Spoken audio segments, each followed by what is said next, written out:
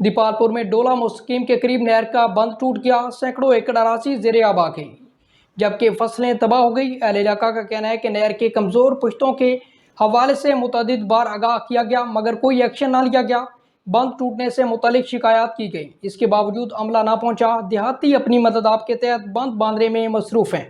मुतासरा किसानों का कहना है कि नहर के पुश्ते कमज़ोर हो चुके हैं। सालाना करोड़ों रुपए इसी मद में मंजूर किए जाते हैं, मगर अमली तौर पर नहरों के कमज़ोर पुश्तों पर मिट्टी नहीं डाली जाती, जिसकी वजह से ऐसे वाक़यात रूनुमा होते रहते हैं।